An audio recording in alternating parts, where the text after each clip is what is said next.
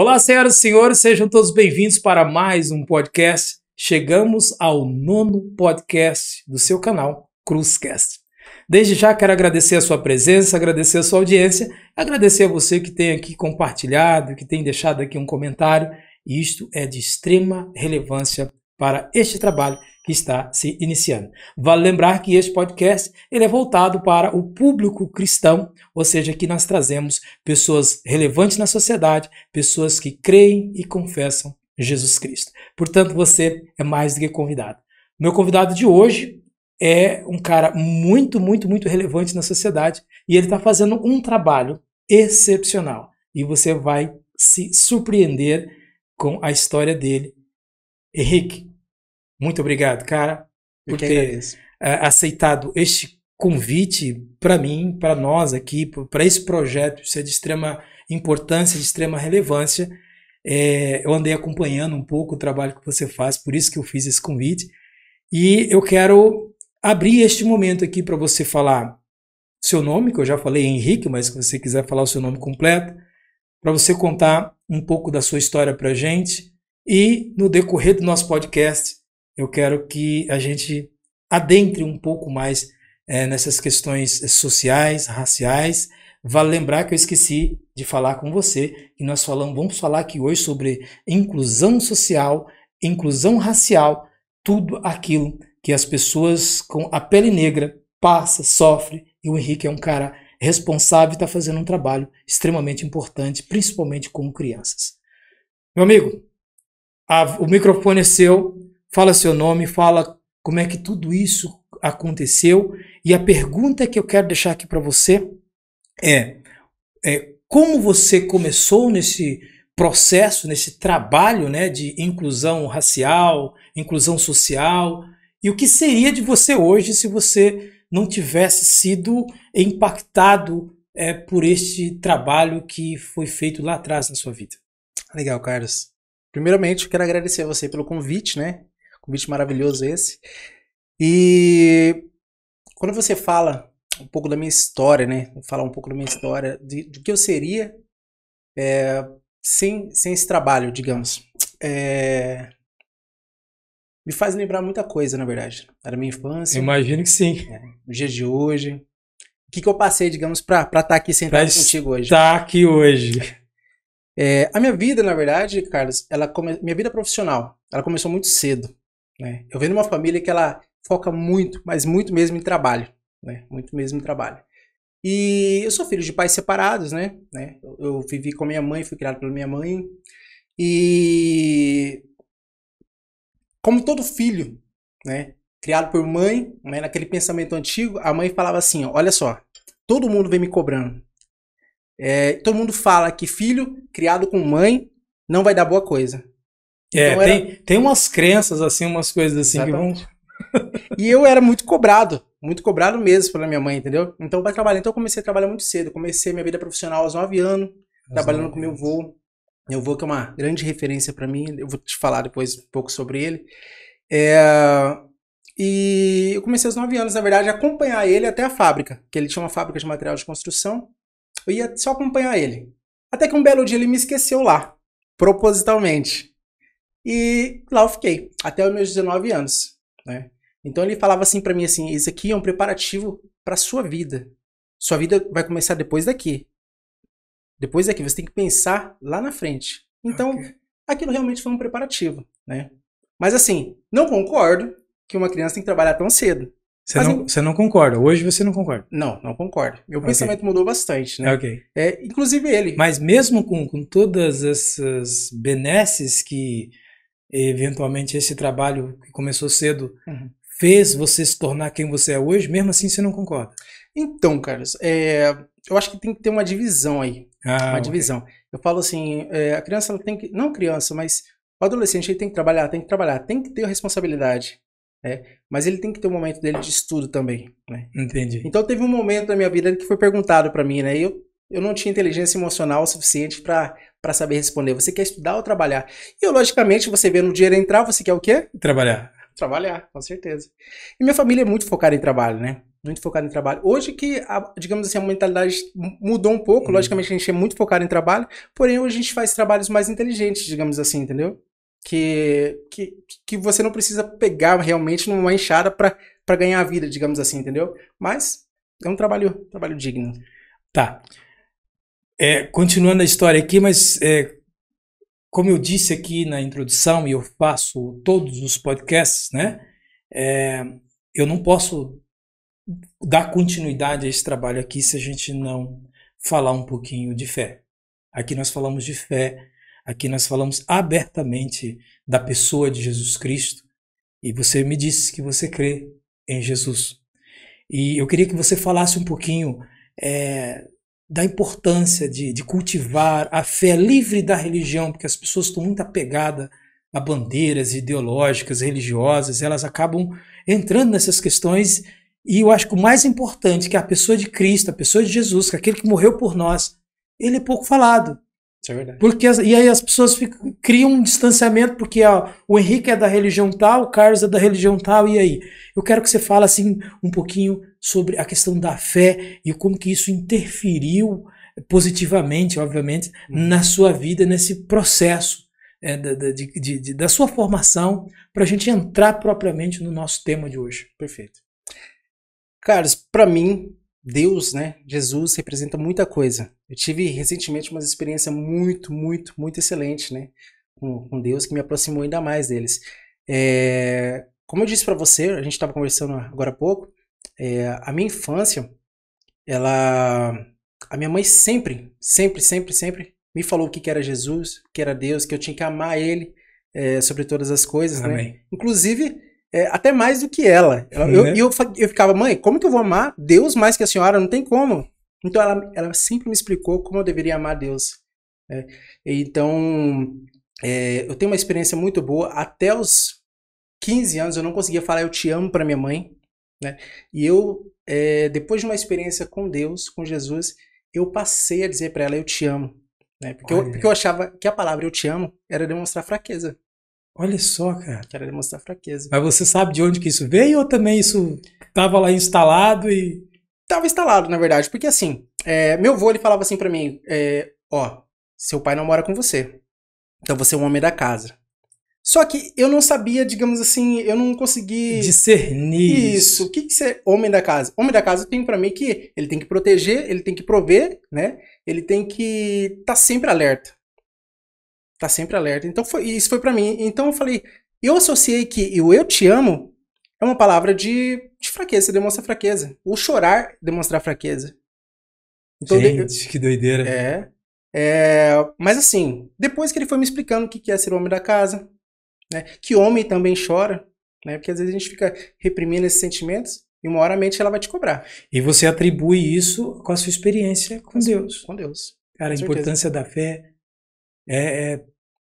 fantástico. Eu acho incrível, na verdade, Carlos, porque como que Deus ele faz, né, as coisas acontecerem ao seu redor para que você possa reconhecer o que vem, o que passou na sua vida toda, né? Porque tudo tem um propósito. Eu vou falar que nenhuma folha cai sem a permissão de Deus, né? E hoje eu entendo por que disso, porque das coisas acontecerem.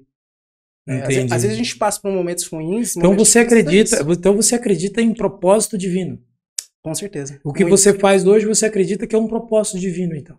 Cara, passei a acreditar. Sério, cara? E fortemente. Tá. Então vamos lá. Aqui nós vamos falar hoje basicamente sobre questões raciais, né? Que é o trabalho que você faz. Vamos falar sobre também inclusão social. E eu quero que você comece. Você acabou a gente abriu um pouquinho aqui, mas eu fiz uma pergunta e o que seria de você? Na verdade, como isso começou, né? Isso teve um início. Alguém começou isso ou foi você que começou? Não, na verdade não. A comunidade começou mais ou menos quando eu tinha uns 9, 7 anos de idade. Até então, Carlos... Só um pouquinho. A comunidade é a comunidade que você hoje... Que eu faço parte. Que você faz parte. Que meu avô montou. Foi o seu avô que montou a comunidade. Eu vou te explicar, na verdade, o porquê que ele montou essa comunidade. Ok. Ele, na verdade, quando foi brincar na praça ali com ele com os filhos, né? Ele morava ali perto do centro da cidade. Teve um momento que ele levou os filhos, tal, para brincar no parquinho. E, claro, meu avô é negro. Nitidamente, você olhar para ele, eu vou te mandar uma foto depois dele. Ok. Brincando no parquinho.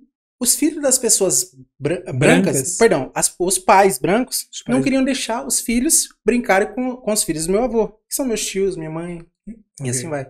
Porque eles eram negros. Então, qual foi a ideia do meu avô? Vou montar um espaço, um local, uma comunidade, onde a gente pode brincar, onde a gente pode se divertir, conversar, sem discriminação, sem esse tipo de coisa acontecer. Essa foi a ideia dele.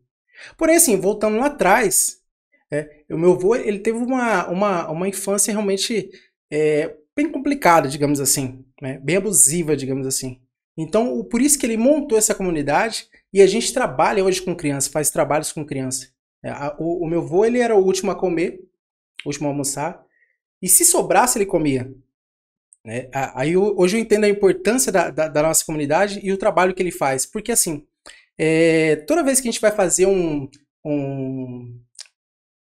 comemoração, um jantar, um almoço, a gente fala, tal, agradece a Deus, faz a oração, mas tem um momento que ele fala assim, ó, aí o pessoal fala, quem vai servir primeiro? E todo mundo fica assim, porque meu avô, ele é muito tradicionalista, ele era, né, porque ele faleceu. E sempre os mais velhos têm direito e tal, porém na hora de servir, ele faz diferente. Ele fala, olha, quem que é o mais novo? E ele dá preferência ao mais novo. Depois de muito tempo eu fui entender isso. Depois de muito tempo mesmo, na verdade foi 4 anos atrás, foi depois de ele falecer que eu entendi que por causa da infância dele, ele quebrou um padrão. Ele montou a comunidade para trabalhar com crianças, modificar, né, a realidade dessas crianças, modificar a mentalidade dessas crianças também, né? Ou seja, seu avô, ele, na maneira dele, por causa oriundo de uma dor, que foi uma coisa que ele percebeu, ele se tornou um agente transformador de vidas. Verdade. E acabou deixando esse legado. E você assumiu isso, entendeu que isso era um propósito na sua vida e que você tinha que dar continuidade. Na verdade, não só eu, mas como a família toda. A família assim. Toda está envolvida com isso? A família toda. Ah, tá. Eu achava que era só você que estava encabeçando o projeto. Não, tem mais gente envolvida. Muita gente envolvida. Muita gente envolvida. São quantas crianças que nós temos lá? Quase 150 crianças. Quase 150 crianças. Cara, é muita criança. Bastante. Cara. Bastante mesmo. Ok, entendendo, percebendo tudo que você disse, com toda essa história, eu percebi que está ancorado o seu avô, está ancorado a família toda, tá? Mas dentro de você. Porque você poderia fazer outra coisa. Você comentou comigo que você também ficou um tempo no Exército. Sim, fiquei 8 anos lá. 8 anos no Exército é muito tempo. Agora a pergunta é, por que você decidiu abandonar isso tudo e trabalhar com crianças que sofrem de exclusão racial, social, essas coisas assim? Tá, Tem que ter um porquê aí, né? Isso é verdade. Primeiro eu entendi o propósito do meu avô, né, Carlos? O porquê de tudo aquilo, o porquê dele investir tanto na comunidade, porque muitas vezes ele tirava do próprio bolso, né, para dar na comunidade, para ajudar as crianças, ajudar famílias mesmo, né? E uma vez ele falou para mim assim, ó, você tem que devolver dízimo, Henrique, porque tudo que Deus te dá, 10% ainda é pouco, porque tudo que ele te dá, cara, é muito mais do que isso. E ele falou assim pra mim assim, você tem que dar no que você acredita. Se você acredita no trabalho da comunidade, você doa lá. Se você acredita no trabalho da igreja, doa na igreja. Mas devolve. E depois de entender o propósito dele, eu falei, cara, isso não é um propósito só do meu avô. Isso é de toda a família. Né? Isso deveria ser de ser humano. Você ter esse olhar social, entendeu? Sabe, você olhar pro próximo. Ter esse olhar mais sensível, sabe? Mas eu vejo assim, eu já tô apaixonado pelo seu avô sem conhecê-lo, só pela história. Você ia gostar muito. Cara, só pela história, um grande homem. E aqui a gente está aqui em memória dele hoje, né? Acho que isso também é importante a gente pensar nisso. Mas no início, quando a gente estava aqui pensando no tema do nosso podcast, porque tem aquela questão técnica de, né, qual que vai ser o tema, e aí a gente ficou naquela coisa de inclusão racial e inclusão social. Quer dizer, você vê que o seu avô, ele deu um jeito de fazer inclusão social também para pessoas de pele negra. Isso é verdade. Não é? Com certeza. Então você vê que são dois temas que eu vejo, pelo menos se eu estiver errado, você pode discordar, não tem problema. Eu vejo que são irmãs gêmeas. Né? Esses dois termos, esses dois conceitos. Ele meio que matou um coelho numa cajadada só? Pois, dois cara, coelhos, né? Pois, isso é uma, né? Porque uma coisa, pá, o cara dá discriminado racialmente, por causa da pele negra. E como é que eu vou incluir esse cara na sociedade? Então, ele desenvolveu um trabalho, uma comunidade, envolveu pessoas, envolveu a família, e a paixão dele, né? Que eu acho que é aí que talvez seja o seu maior motivador também, né? Uma das coisas que eu vou te falar agora volta naquela pergunta que você me fez lá atrás, né? Do que eu atribuo, digamos, que eu sou hoje. Através do trabalho da comunidade, né, da comunidade na qual eu faço parte, até os 14 anos a gente não conseguia. Eu não conseguia conversar com você olhando no olho. É sério? Sério, eu baixava o olho. Você pode falar um pouquinho mais sobre isso? Eu era realmente introvertido, que fala, né? Introvertido? Introvertido, introspectivo. 100%, Carlos. 100%. 100%. Eu não conversava... Mas você atribui isso a alguma coisa? Cara, não sei. Ainda talvez eu não tenha achado não tenha achado, mas né? Eu sei onde foi a virada de chave, digamos, para acabar com isso. E como foi? Foi através... Porque isso é problema de muita gente, né? Isso é verdade. E olha que tem gente que prefere, tem uma pesquisa de falar em público, de conversar com pessoas e morte, né? Eu não lembro muito bem. Tem mais medo de falar em público do que da morte, não é isso? Exatamente. Mas eu atribuo a virada de chave a realmente algum trabalho da comunidade, aos trabalhos da comunidade, né? Porque já levaram psicólogos, né? Fizemos trabalho com psicólogos, com assistentes sociais, pessoas que realmente, parceiros da comunidade. Então, eu participava de quase todos os projetos que eram feitos lá.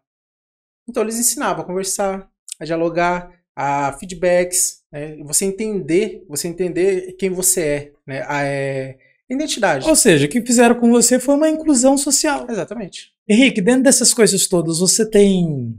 Qual que é o seu maior sonho, cara? Cara, meu maior sonho... Bom... É engraçado que a gente fala que a gente quer isso, quer aquilo, mas quando a gente... é perguntado, questionado frontalmente, a gente dá uma... Isso é verdade. Dá uma brecada. Mas, meu Deus, qual que é o meu maior sonho? É tanta coisa. Eu tenho muito sonho, muitos sonhos. Mas um dos principais, e voltado para o que a gente está falando aqui hoje, a igualdade. A igualdade. Tanto social quanto racial. Igualdade social e igualdade racial. Você acha que isso é possível? Eu acho que é. Por quê? Porque... eu aperto, tá? Não, eu já vi, notei. Porque eu já vi que a gente evoluiu bastante. Muito nesse lado. Então você aposta na evolução humana. Sim, muito. Para chegar nessa ideia de igualdade. Sim. Assim como eu evoluí, pessoas podem evoluir. O mundo está em constante evolução. Mas aí eu vou fazer uma pergunta assim, eu sei que é complicado e você não precisa responder, porque nem eu sei. Só vou fazer a pergunta. Mas você acha que o mundo vai chegar ao ponto de todas as pessoas conseguirem, aspas, serem iguais? Acho que sim, acredito que sim. Mas assim, posso dar uma opinião minha? Não, aqui a gente tá batendo papo. Eu me espelho em grandes países, sabe, em grandes potências. Eu falo assim que quando as pessoas passam por uma dificuldade extrema, muito grande, elas aprendem a ser unidas. Eu espero que não precise passar por isso, de verdade. Rezo por isso. Toda vez eu oro por isso, mas... Bom, enfim, eu acho que um dia a gente chega lá, sim, com certeza. Maravilha. Com o trabalho que a gente faz. Aí é uma questão também de fé, de trabalho, de movimento, de envolver pessoas. E aquilo que eu sempre falo, precisamos desenvolver uma voz forte, uma bandeira. E dentro desse conceito nós precisamos colocar o máximo de pessoas possível, envolver. E isso é um dos porquês desse programa que existe, é dar força para essas coisas, para essas pessoas. Essa aqui é a ideia. Tanto aqui a gente fala de empreendedorismo, fala de negócio, fala de fé, fala de Bíblia, vem pastores aqui, enfim, essa aqui é a ideia, é gerar essa voz para pessoas como você.